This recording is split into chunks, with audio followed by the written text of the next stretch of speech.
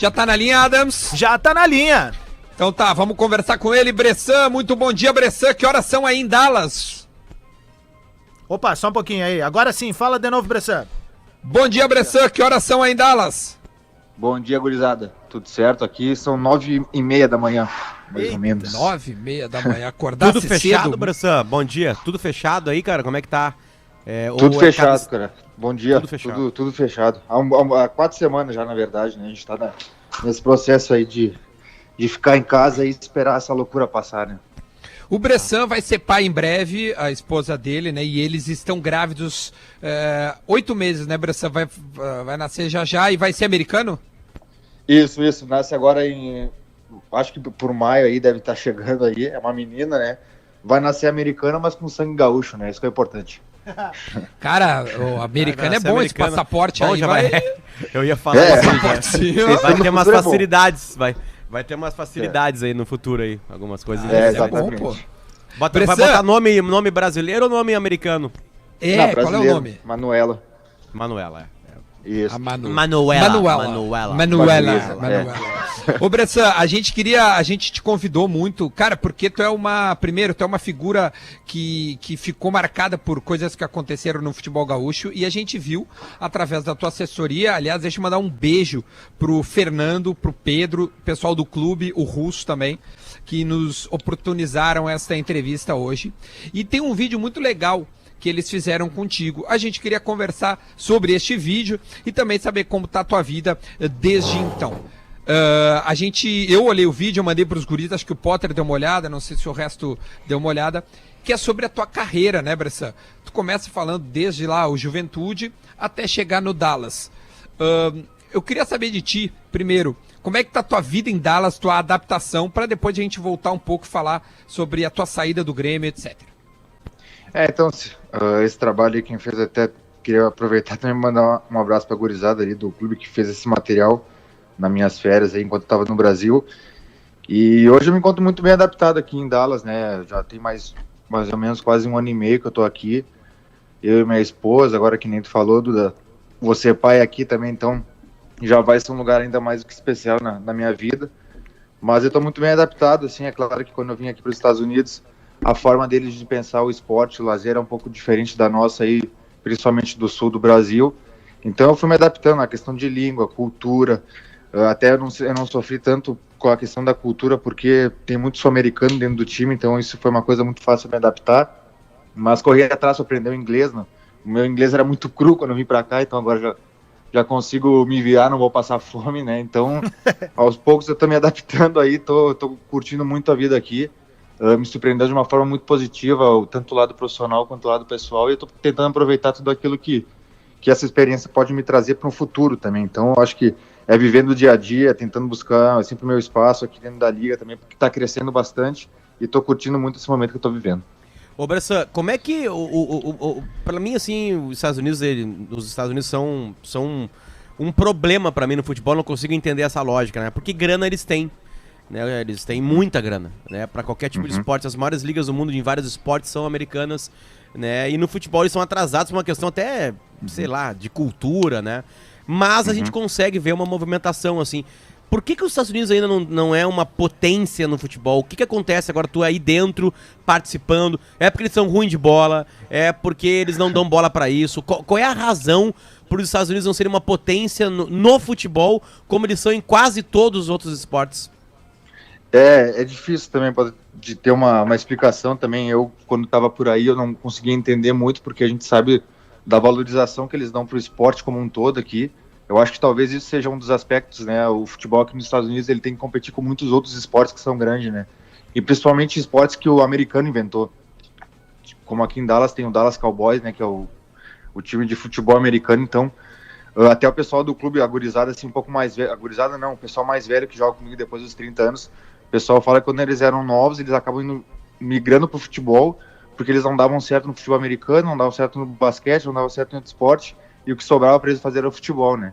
Só que isso está mudando, eu acho assim, eu pelo menos, depois que eu vim para cá, eu começo a ver nas ruas, assim, as crianças, muita gente mesmo, assim, o pessoal de 5, 6, 10 anos, curtindo o futebol, já indo aos estádios.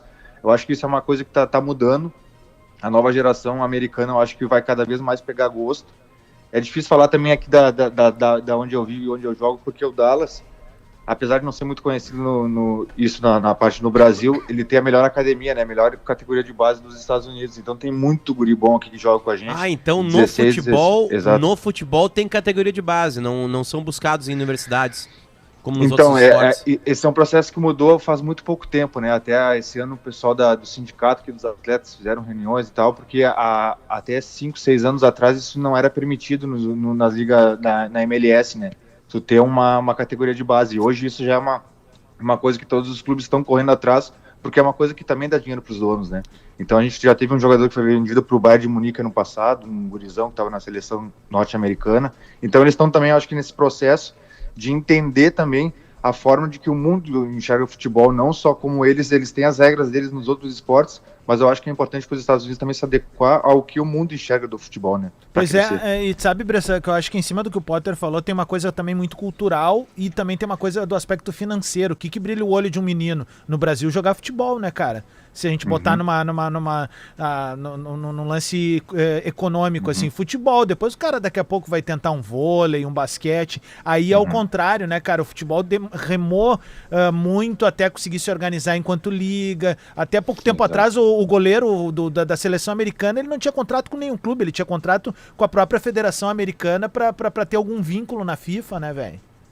Exato, acredito, eu também eu concordo contigo que a valorização que eles dão aqui para esses outros esportes é o que a gente dá pro futebol aí, né? A criançada tem esse sonho americano de ser um jogador de futebol, um quarterback da vida e não um Ronaldinho, um Rivaldo, né? Mas eu acho que isso é uma coisa que vai mudar porque o futebol em si, ele é um futebol, ele é muito apaixonante, um esporte muito apaixonante, e tenho certeza que a hora que o americano pegar o gosto também, cara, eu tenho certeza, claro que não vai ter a malandragem que a gente tem aí, né? Mas eles sabem fazer também, eles sabem ser competitivos ao extremo, né? Mas deve ser louco as barras, né, gurizada? Tipo assim, a torcida que fica atrás do gol, imagina lá. É a única que tem. Imagina eles é o único assim. esporte que tem lá, Adams. Eu vi uma palestra bem pertinho de ti em Austin no ano passado, no SXW, que aliás foi um evento cancelado esse ano, Bressan. Dos caras da MLS, eles estavam todos lá e eles vendem o esporte como o esporte que mais paixão tem. Né, a paixão no teatro, né, no anfiteatro, no estádio, no campo, né, eles vendem tipo assim, ó, não tem nenhuma atmosfera como a do futebol. O resto é tudo meio turista, assim, né? Talvez o futebol americano tenha alguma coisa assim, um pouquinho assim, agora a gente cantando, né, a MLS, eles vendem isso, a liga vende pra conquistar mais gente isso, assim, ó, aqui vocês vão ter um ambiente diferente, e pra quem não sabe, a média de público é maior que a do Brasileirão. É impressionante. Desse ano passado não, porque o Flamengo botou pra cima, né? Tinha 70 mil pessoas no Maracanã, exatamente, né? Aliás, o Bressan jogou no Flamengo, né? Acho que, deixa eu ver, 2014, 15? 15, né? Jogou no Penharol. Tem alguém daquela época lá, desculpa, Duda. Tem alguém daquela época ainda no Flamengo que tá vencendo agora, Bressan? Da tua época? Do Flamengo? Do time titular, eu acho que não tem ninguém, né, cara? Tem o pessoal que, tipo, o César goleiro, que é o reserva do Diego Alves hoje, né? Sim. Mas jogador, eu acho difícil, eu acho titular, não, todo mundo foi contratado, a gente viu, né? Algum moleque ali, o Lincoln, esses moleques aí, tu deve ter pego eles eram muito novos na época, né? Pode ser verdade. Né? Renier, Vinícius Júnior. Mas, ô Bressan, eu queria entrar num assunto que é o seguinte, tu teve no Grêmio 2 momentos distintos. Aliás, eu vou te dizer até 3, porque tu estreia contra a LDU, vindo do Juventude muito rapidamente, é um momento que tu vai bem, aí depois tu joga uma final de Libertadores sendo titular no lugar do Kahneman e vai muito bem, né? E aí depois tem aquele lance contra o River que muita gente coloca em ti algo que, olha, na minha opinião, poderia ter acontecido com qualquer pessoa, eu não te culpo ali. O que passou na tua cabeça? Porque o lance do River Plate, eu quero começar por ali, o lance do River, ele passa e o juiz volta. Foi logo no início do VAR. O que passou na tua cabeça quando o juiz volta atrás e dá o pênalti a favor do River Plate? Então, eu lembro até na época, já falei isso algumas vezes, assim, na hora que acontece esse lance, ninguém do campo tinha reclamado, tanto até dos jogadores dele. Eu lembro até que a bola já estava até sendo posta no escanteio, né, para a batida do escanteio, E mas na hora eu tinha sentido que tinha pego no meu braço, enfim, e na hora que o juiz voltou, é claro que foi uma frustração muito grande para todo o clube, para todo mundo do time, né? Porque a gente vinha de um ano excelente de 2017, tinha conquistado já a Libertadores e tinha já a possibilidade de disputar em seguida uma outra final, né? Mas são coisas que o futebol aí é difícil tu achar só a explicação, né? Foi um momento complicado, é claro que se pudesse ter sido escrito de uma forma diferente, teria escrito também junto com meus companheiros daquela época no Grêmio, mas infelizmente foi uma coisa que aconteceu também. A gente também já tinha tomado, da mesma forma, o VAR é uma coisa complicada, é difícil também opinar aí, porque a gente vem num processo, ele está se reformulando a cada tempo que passa, da maneira que era lá, até as regras já mudaram, da regra da mão até já mudou, daquele ano para cá. Então é difícil também. No primeiro gol que a gente acabou levando, a bola acabou tocando no braço do jogador do River. Na época não lembro se foi o Borré, né? E se fosse com as regras de hoje, teria sido marcado a mão, porque o toque na mão ofensivamente hoje ele é expulado como mão, toque na mão, e seria uma falta, não teria saído o gol. Então são coisas que acontecem no futebol. Acho que o importante é que eu consegui escrever uma história muito bonita dentro do Grêmio, com um título muito expressivo, junto com jogadores que são meus amigos até hoje. Então é isso que está guardado dentro do meu coração. E esse jogo contra o River, enfim, foi uma questão, uma fatalidade que, como tu mesmo falou, acho que poderia ter acontecido com qualquer jogador ali, um toque involuntário no braço, né? Ô meu, e deixa eu te perguntar, cara, obviamente tu sabe como é que são as coisas hoje, quando a gente comete um erro, uma falha, principalmente esporte coletivo, e até nós, enquanto imprensa, né, vem na hora uma onda, né? E obviamente a onda que te atingiu foi um tsunami de muita crítica, de muita ofensa. No meio dessa onda, cara, teve alguma coisa assim que te emocionou no sentido tipo, opa, isso aqui é diferente do que estão me falando, tipo, uma mensagem do tipo, cara, acontece, ou vamos adiante? Pra ser bem sincero, cara, eu assim, antes até a gente foi campeão da Libertadores, então essa questão de rede social eu sempre fiquei muito longe, desde 2017 ali, que a gente foi campeão até. Então eu não tive muito acesso, vou te ser bem sincero, assim, a essa questão. É claro que eu também não sou bobo, a gente sabe o mundo que a gente vive hoje, quando tu faz uma coisa boa, ela extrapola o limite do bom, e quando é ruim, ela extrapola o limite do ruim também, então. Mas eu acho que o que me vem à cabeça não são nem essas mensagens, assim, mas entender que tudo na nossa vida tem um propósito também.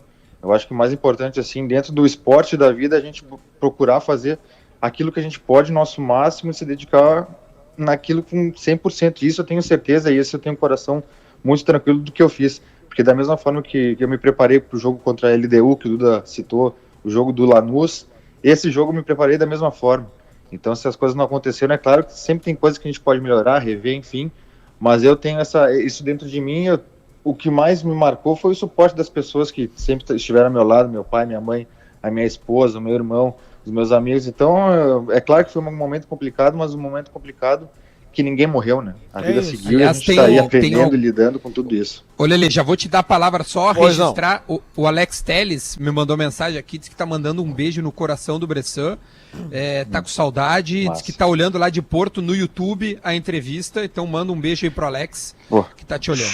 Ô, Bressan, bom demais. O Bressan conhece o Bola nas Costas, não é de hoje, né, cara? Sabe que aqui nós somos um programa de colorados e gremistas, né?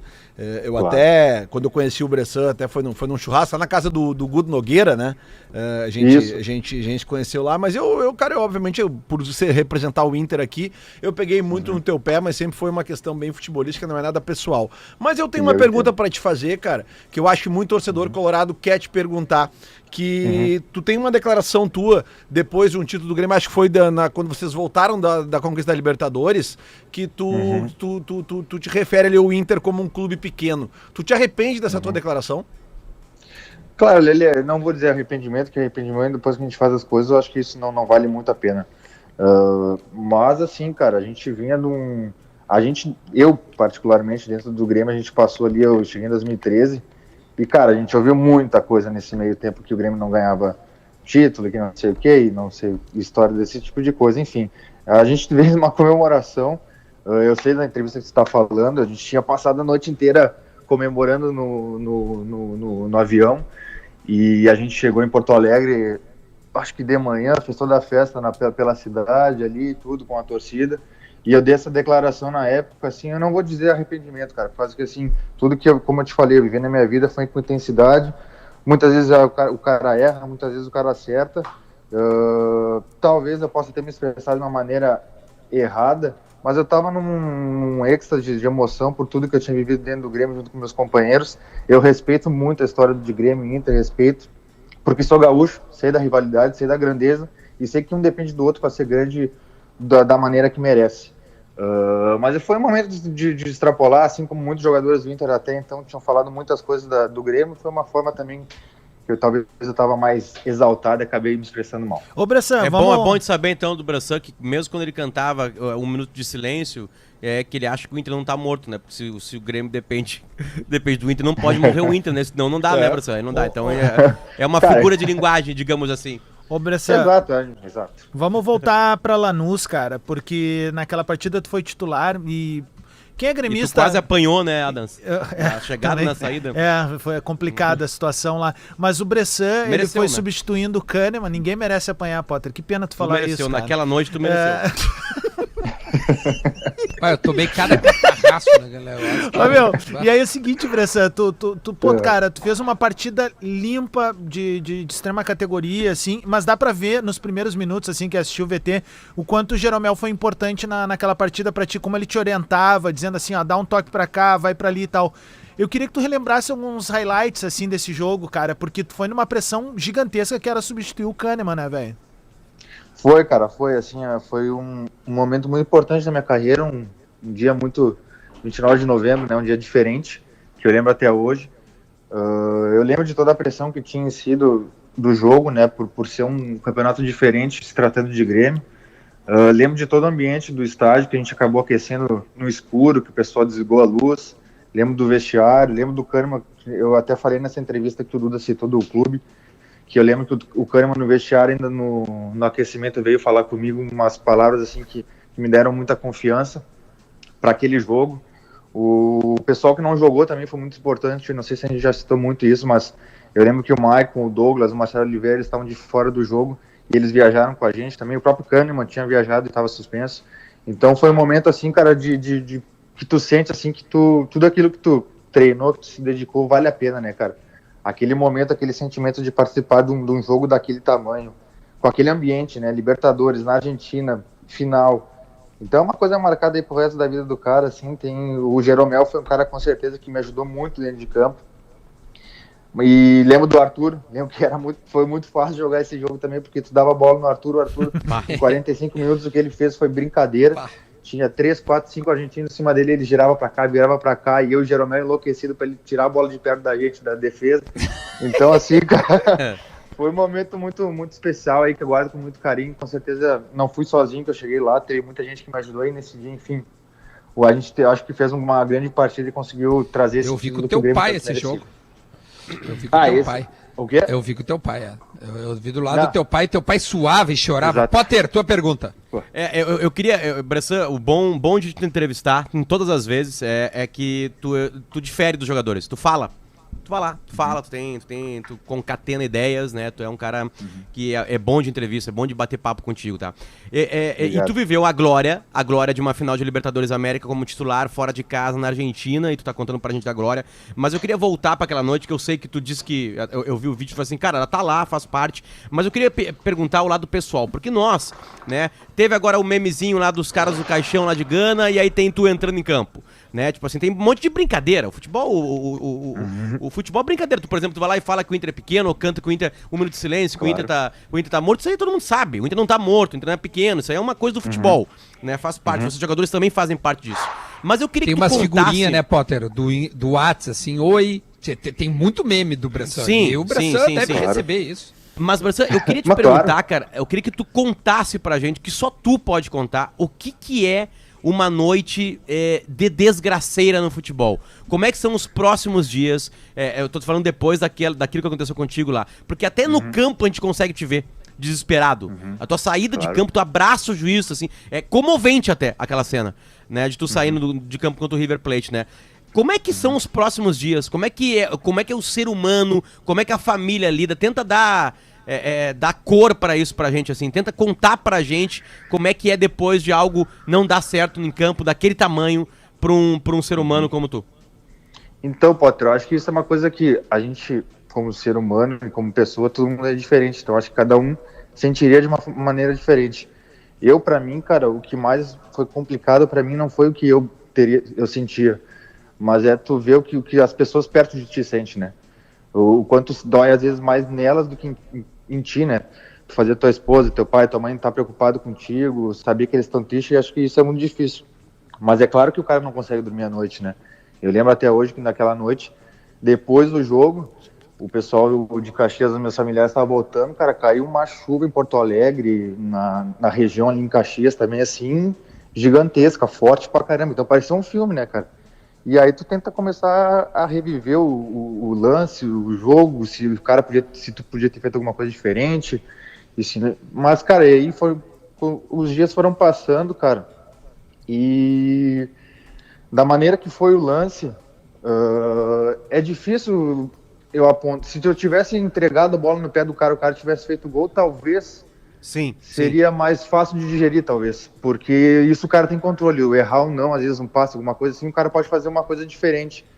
Mas da maneira que foi, Potter, eu tentei buscar a explicação do porquê e tudo, então é difícil. Eu acho que se o cara ficasse martelando tanto na cabeça, é claro que o cara sente, fica triste, arrasado, tudo mais, porque o cara vive esse esporte, cara, desde criança como se fosse um mata ou morre, como a gente vive no Brasil. E eu sempre fui assim, por ser gaúcho, pela minha postura. Então é difícil, cara. Acho que cada pessoa com certeza viveria de uma forma diferente. Eu, com certeza, eu senti pra caramba, foi difícil, doeu, mas eu lambei minha ferida. E hoje eu tô aí, né, cara, tocando a minha vida, buscando meus objetivos para continuar vivendo também e crescendo dentro da minha profissão, que ainda amo muito. Como é que é ganhar em dólar? Ele estando agora, eu fui olhar agora, ele tá 18 por 1. Como é que é essa tranquilidade, Bressan, de ganhar em dólar e ver assim, a gente fudido aqui. E o Amales que vem pro bem. Aqui no Hemisfério Sul, como é que realmente. assim? É verdade, mas... Tu veio pro Brasil, quando veio pro Brasil, tu veio com 15 dólares, né? Aí tu paga a viagem toda, né? 15 dólares tu paga... Ainda mais em Caxias, né? Pô, coisa linda, né? Come bem lá, né? Come bem em Caxias, né? Come bem. Bressan, olha só, 3 pro meio-dia, a gente precisa entregar, ainda tem o Minuto da Velha, que tem os nossos parceiros da Gadaria. Queria te agradecer, como o Potter falou, quero de novo reiterar. Então é um cara que tem uma entrevista muito boa, muito lúcido, fácil da gente trocar ideia. Poderia aqui ficar falando muito mais sobre tua vida dentro do Grêmio, dentro do Flamengo, histórias lá em Montevidéu, né, no Penharol, enfim. Jogou Pan-Americano, ou seja, tu tem uma trajetória que tu olha para trás, eu tenho certeza que tu te orgulha e só tu sabe o que tu fez para chegar até aí. Né? Então não preciso ficar te elogiando, nem te criticando, que tu sabe o que acontece. Então, muito obrigado, tá, cara, pela tua disponibilidade e uma boa quarentena em Dallas aí. Eu agradeço, dar um abraço aí para vocês aí, Lelê, o Adams, o Potter, e dizer aí que é um prazer falar com vocês sempre, cara, independente de tudo que aconteceu na vida, bom e ruim, cara, o importante é a gente fazer as coisas com o coração, com a consciência tranquila. E deixar um abraço aí pra todo mundo se cuide, né, cara, nesse momento complicado que a gente vem vivendo aí, que eu acho que com muita fé, com muita solidariedade a gente vai passar por esse momento e vai seguir a nossa vida aí, xingando, rindo, tirando sal de todo mundo, que a vida também ela tem que ser tratada de uma forma mais leve. Perfeito. Que legal. Potter, uma informação quer finalizar só, alguma coisa? Dá tchau pro Bressan. Valeu, Bressan. Obrigadão, Bressan, cara, pelo muito carinho. obrigado, tá, Valeu, Fica bem aí, a gente se abração. fala.